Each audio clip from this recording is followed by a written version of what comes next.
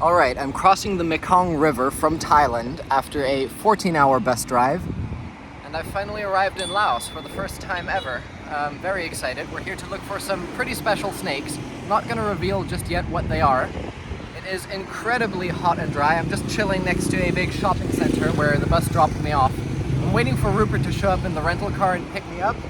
But within the first few minutes of sitting here, some literal child came and sat down next to me, asking if I'm looking for sex.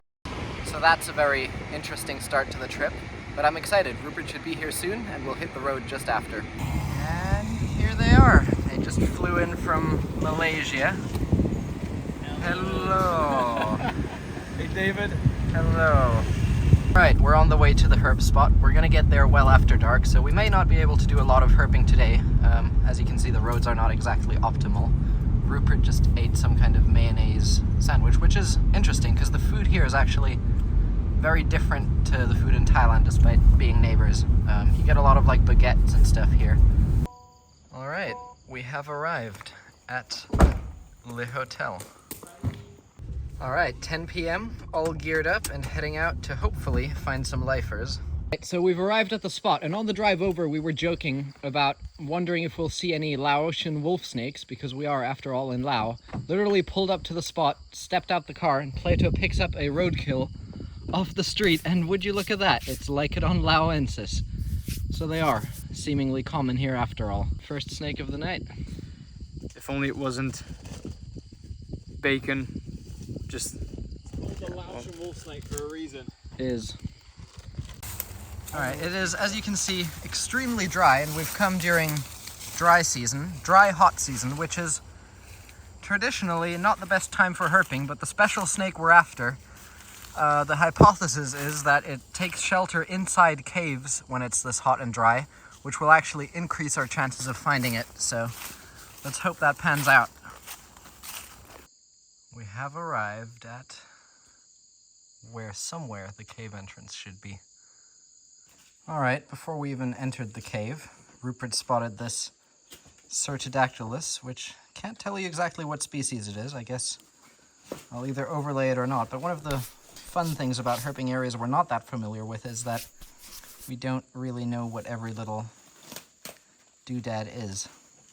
Very nice though. You want this, Plato? Yeah, of course. I got him. Whoop. Alright, we've entered the cave. It's pretty steep, and as you can see, there's a lot of water. Well, not a lot, but there is water trickling down the rocks. And it's way cooler in here than it was outside, so far so good. I guess the supposed snakes aren't the only thing taking refuge in these much damper caves. Here we have a large froggo boy. He's looking pretty skinny, to be honest. Oh wait, no, he looks normal. Interesting. Well, no snakes yet, and I've gotten to what I thought was the end of the cave, but it looks like it continues if I crawl through that small little crevice there. Not really something for people who are claustrophobic, but I think I'm gonna try and push my way through there. Alright, snakeage has been spotted. Not what we're after, but still species I've only seen once before, or so we think it is. Bronzeback up there, probably Dendrolathus ganthanensis. Not optimistic we're going to be able to get that. Rupert's going to try get up there. I've got some harder snakes recently, so I'm on a good roll with these. Alright, man. Well, bronzebacks tend to wake up at like the slightest disturbance. Plato, don't like grab any trees to shake them. Yeah. Just let me know if I'm like shaking its branch at all. Yeah, I've got eyes on it. I think once you like get up there though, and into all those thin twigs, Oh, I got it. you won't be able to avoid shaking it. Yeah, should we throw you a hook? And you just like fling it because it's already moving. Fuck, I obviously can't do anything. You got to keep an eye on it. Yeah, I don't think we're going to be able to get this one though. I've lost visual. I still see it. Nope. Alright, next morning we weren't very successful, didn't see any other snakes after that bronzeback we lost. Just having breakfast, and the weather is a bit overcast today, so hopefully good for herping. And the theme of good food in Laos continues. Rupert just ordered this chicken burger. I got some sort of wrap that isn't here yet. And Miller Wilson over here. What did you get? I got the Laotian meat salad. That should be very interesting.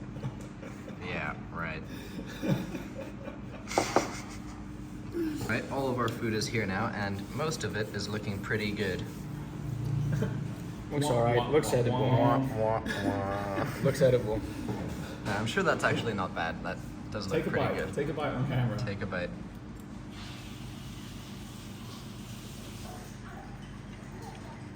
Be honest. It's a strange taste. It's new. I don't know. I give it like a 4.5 out of 10.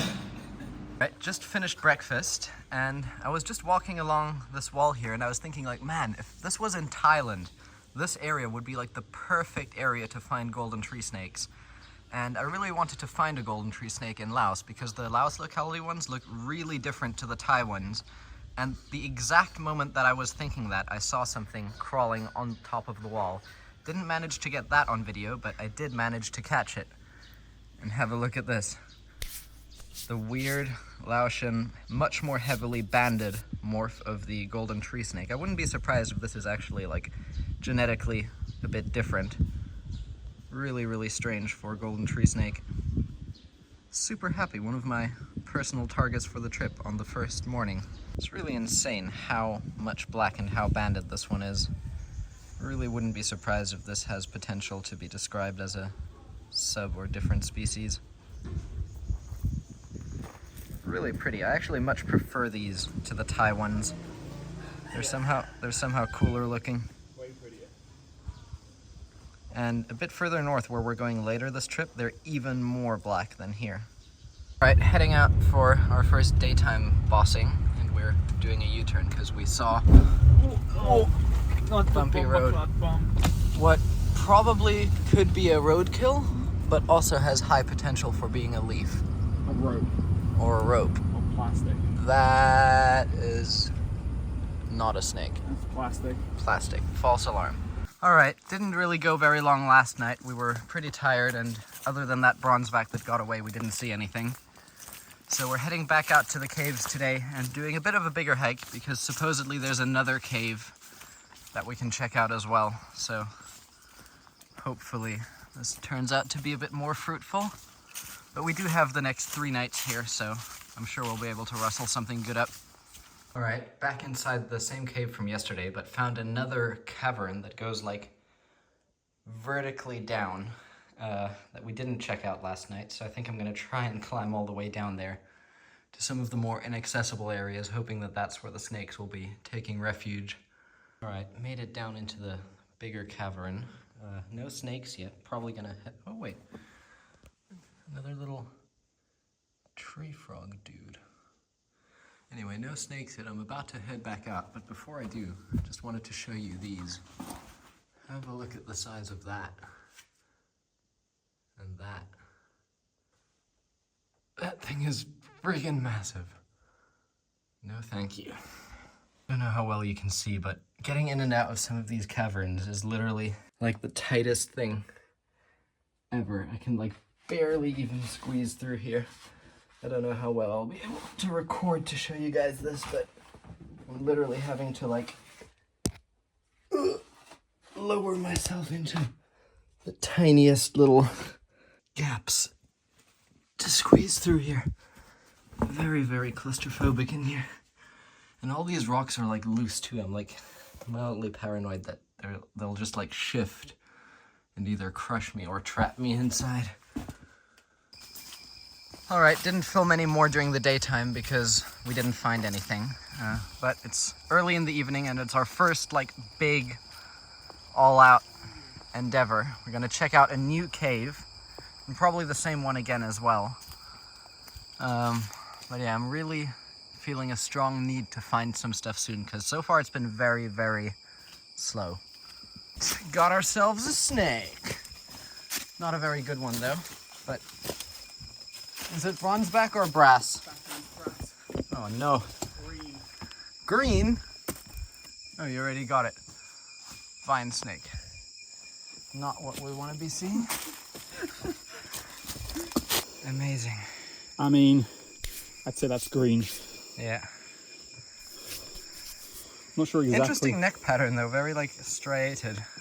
Yeah, that's the Prasina complex in action. Right Great. there. I'm not going to waste any more time on the video on this. All right, second snake of the night, another familiar face from Thailand. The mock viper. Nice little snake, pretty much ranging throughout Southeast Asia. Best known for kind of looking like a viper, and the cool thing is maybe he'll open his mouth if I grab him. There you go. You can actually see they have these like big teeth in the roof of their mouth, which also resemble those of a viper.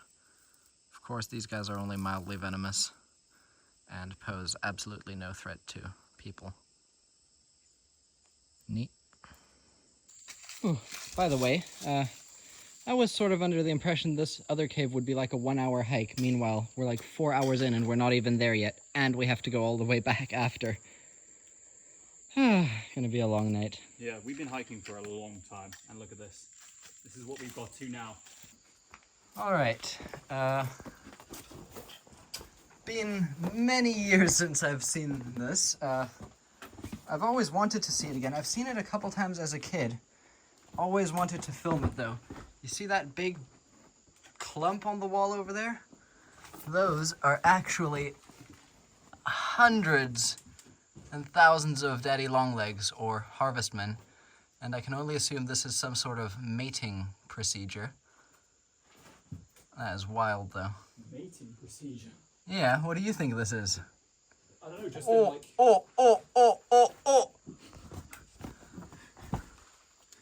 Did they fall? Yeah. Oh, that's some people's worst nightmare. Yeah, for real. Woo! Bring Plato into that shit.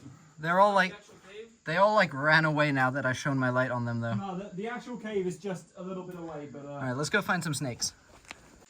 All right, looks like we've officially found the entrance to the second cave. After a way longer hike than anticipated. Also a way more difficult hike. it was that first 2 hours. Yeah, the first 2 hours really killed us. We made like 80% more ground in the following hour. Anyway, I'm gonna turn off while I climb down there, and let's hope it was worth it. What do you know? More claustrophobic tight spaces.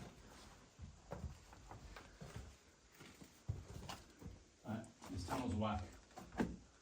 Does it go anywhere? Nah. Ah, great. You might want to walk it though. All right, we're officially inside the cave that we were looking for, and my lord, is this thing big. Absolutely massive. You can see Rupert all the way back there, and I don't even know how much further it goes. Anyway, now the task is to scan every inch of it. Another one of those big house centipedes over there. All right, have a look at this. I just found water, and all along the water's edge, there's like a huge congregation of what I assume are snakehead fish. They're all like sitting in this like extremely shallow stuff. This one's even completely on land. Very weird species of channa, I think. There's like a ton of them over here. They're all sitting in this like extremely shallow water. Really wonder what that is for. And this water is like crystal clear as well. Like it's actually like bright blue. I don't know how well it's translating on video, but low-key tempting to go for a swim after that hike. All right, it is 2 a.m. We just did one absolute hell of a hike, which had surprisingly few snakes. Extremely tired, so hot and dry. I'm at the point where I'm walking without a shirt. And just like 2 minutes before getting back to the car, I saw like something just moving in the leaf litter, and I thought it was a burrowing skink, but when I fished it out, believe it or not, it was actually a lifer snake. This is probably Daiard's blind snake, which is a first for me, and pretty rare snake. Definitely gonna hold on to this one till morning for photography and stuff, because we're all beyond tired, so I'll film a bit more with it then. All right, it is day 3, and we're back on our beloved Laotian road style, dirt road as far as the eye can see, which actually I haven't been filming a lot of so far because I've mostly been filming on the good parts, but this is what most of it is like. Just like dry, flat, agricultural areas. And the goal here is to get to some other caves which are like an hour away.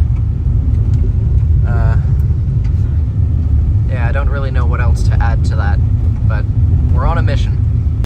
Alright, actually made it to our location, and it's actually looking way nicer than I expected it to.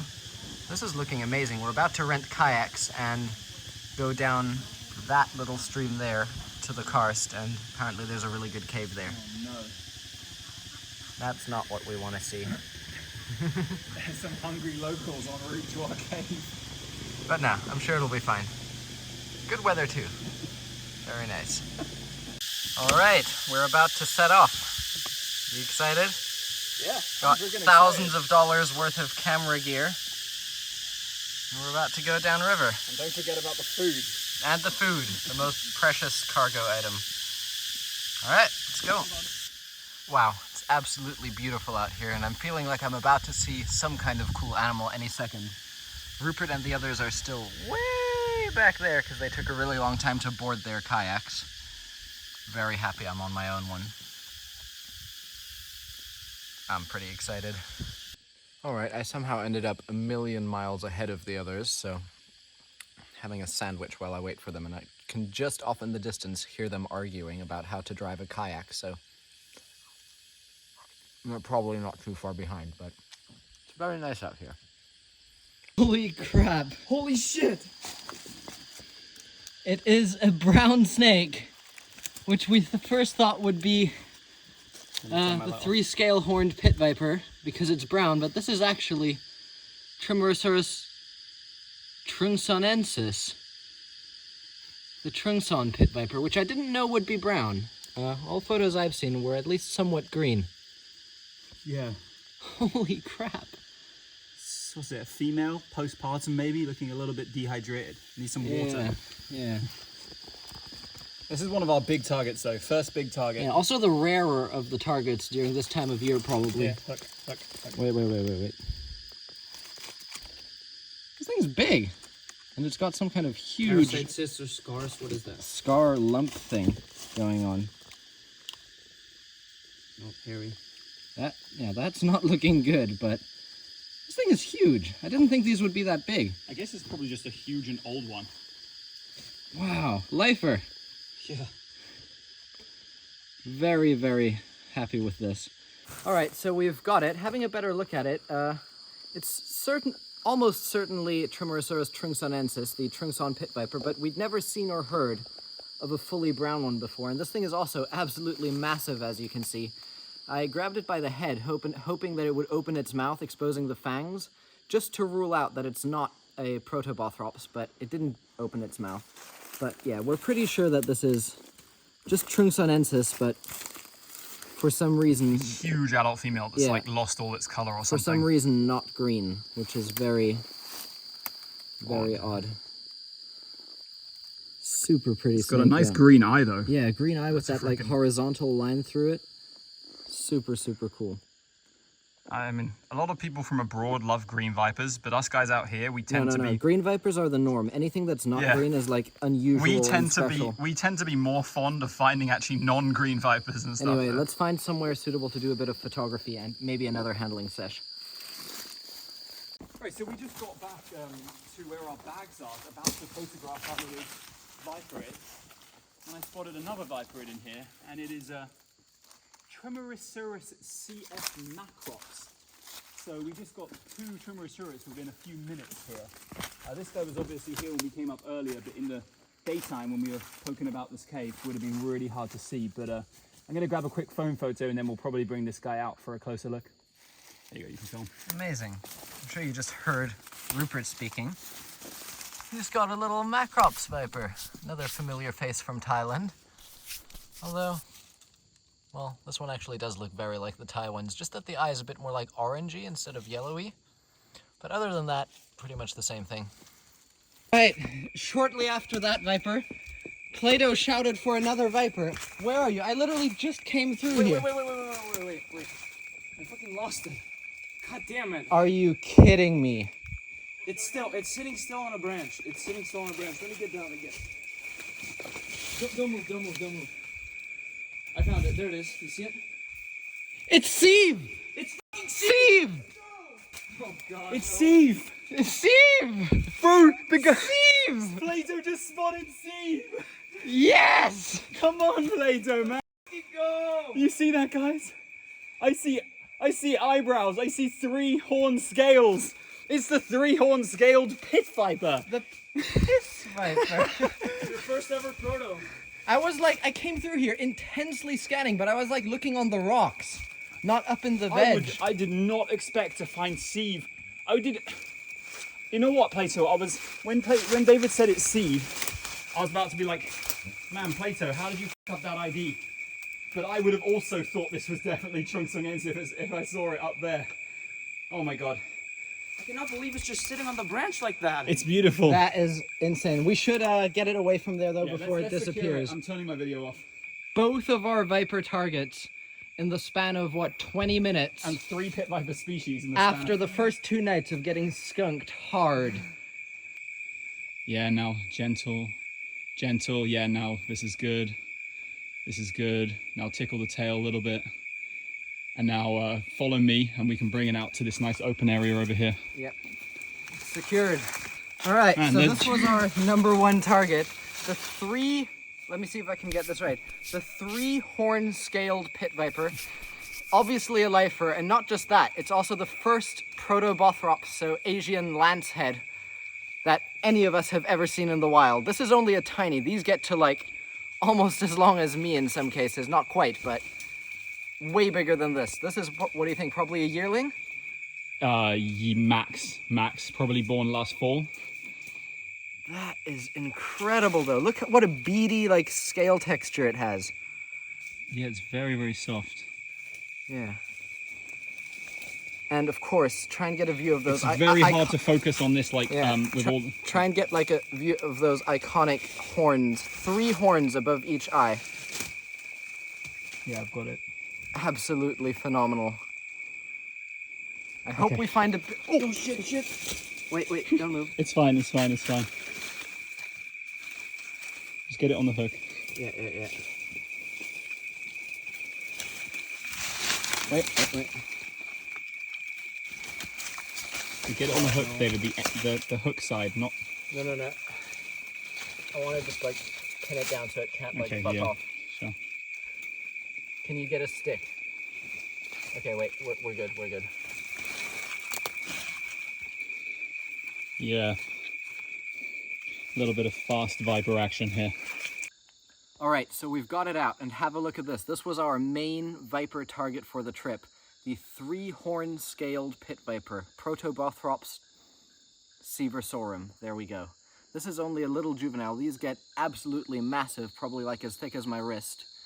The cave meta didn't really pan out. We were hoping we'd be able to find these inside the caves, because that's what our local intel suggested, but apparently they're outside of the caves now, so probably won't find an adult, but at least we found this one, probably about a year old or so. So we're definitely not going to be complaining.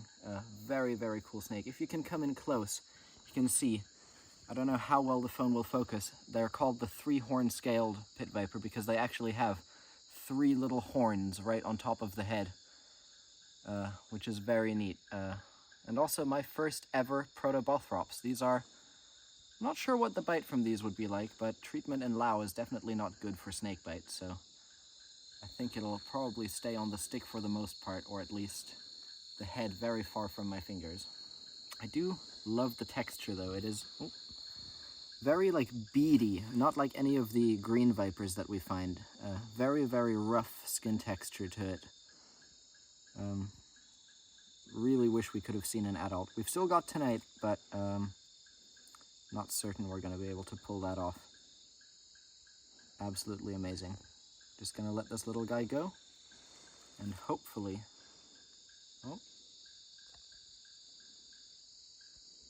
be able to find a larger one. Just put him on the root here.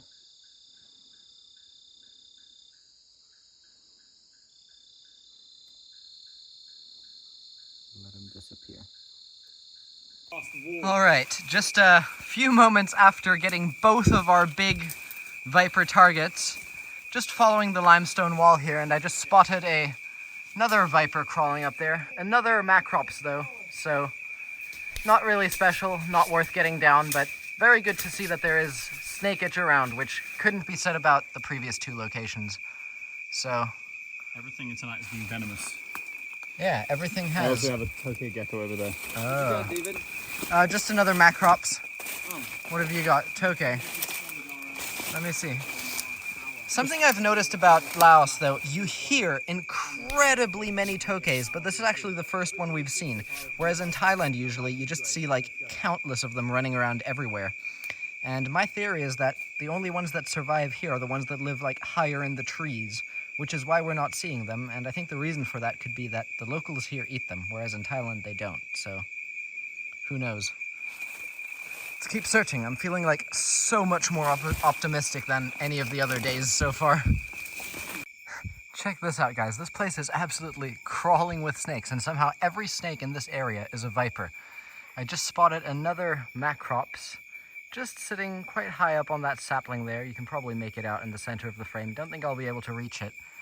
And just up there, you can see the next one already, just sitting around. This one I'll be able to get close enough to get some footage of, so I'm gonna make my way up there now. But often, when you find like one specific area that has a high concentration of snakes, it's quite important to examine that area even closely, because often there will be even more. So that's what I'm gonna do after showing you guys this viper. There we go, just climbed up here. And as you can see, another nice macrops. All of the ones I've been seeing here on average are a lot smaller than the Thai ones, so quite possibly they are actually a different species that just haven't been split yet. Put my hand there so you can see the size reference. Very small little snake. Neat. As I just mentioned, did a bit more scouting around this exact area, and what do you know, a way larger macrops. Well, not way larger, but definitely the biggest we've seen tonight so far. Might actually bring this one down to get some proper camera photos, as it's the biggest and nicest one, but maybe I'll just leave it to be decided. Gonna keep searching around more first. Alright, so we were just, I was taking my time walking back. The others were already ahead here. Rupert is photographing the trung, which is busy escaping at high speed. And I brought back a little, well, the macrops that I, on video, said I might bring back to photograph the others. I was gonna go get my diffuser from up there, and I just, for the time being, handed the stick with the snake on it to this retard. 2 seconds later, you hear him go, "Ah, I got bit!" No cap, this guy literally just got, wait, That's the fang camera's mark. not focusing. Where is it? Like there, here, yeah?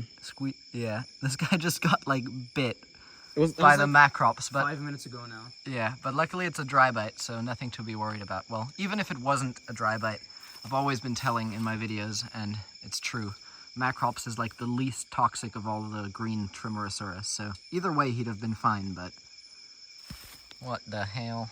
My first venomous snake bite. It's not something to be proud of. And literally, like an hour ago, we were discussing, I wonder if Plato's ever gonna get bit. That wasn't it. It was when he's gonna get bit. Yeah. What the hell? I was on the never meta, but Alright, so it is, after all, 100% confirmed, just an extremely large Trungson pit viper. Very rare species, which we didn't think we would even find this trip. This wasn't the special viper I was referring to, us hopefully finding in the caves. But very, very pleasant surprise, and the first and only brown individual we've ever heard of, which is probably only just because it's so large, and a lot of species, when they get large, the colors and patterns tend to fade. But yeah, have a look at how nice and calm this snake is. Supposedly these are quite a snappy, fast-striking species, according to a friend of ours. But as you can see, this one is no different than a lot of the other vipers that we encounter, where they're a bit defensive at first, but after a few moments they mellow out quite a bit. Although we are in Laos, and getting bit in Laos would be a whole lot worse than getting bit in Thailand, so I am gonna be a little careful with this one. But so far, it's shown no attempt of trying to bite or strike, so I'd say we're all good. But yeah, look at the length of this. This is like probably like 60 to 70 centimeters. More than that, for sure. Yeah, very, very large viper. And this is a species that normally is known only to get quite small. And when they're small, they're more green and looking more similar to like Venustus. But yeah, very, very cool. Another cool thing about these is that there's a lot of these karstic vipers that are all similar to each other, but these are actually in the Viridovipera group, so they're not actually as closely related to all of the other ones that we get in Thailand, such as Venustus and Koiburi. Very, very pretty though.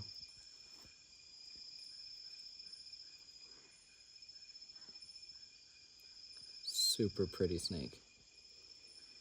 And if you look on the body here, I mentioned this when we found it, by my thumb, it has a huge like tumor type thing. That could either be like an old injury that healed up very poorly, or just some kind of cancerous growth.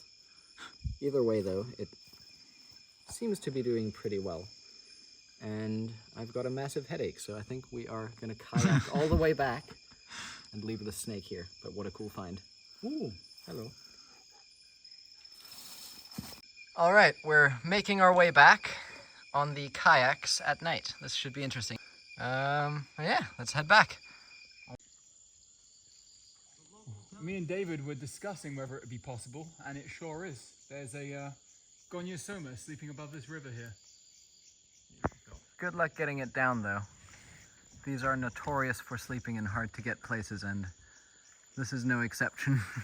Literally like 20 meters above the middle of the river. Thick at the mid-body, absolutely massive. This is a species that in Thailand you can reliably find if you kayak at night along these kind of slow-flowing streams. But great to see one out here in Laos too, a gonyosoma which has not been eaten yet.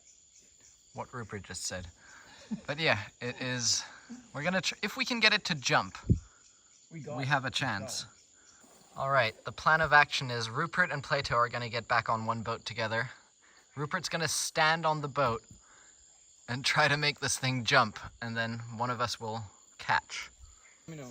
All right, this is gonna be a sight to be seen. The snake has already awoken. At this point, I don't even care if we catch it or not. I just want to see someone fall.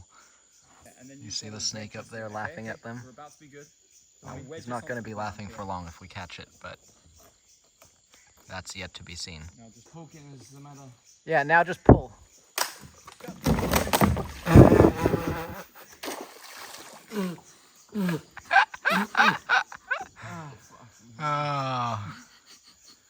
All right, we have procured a new stick.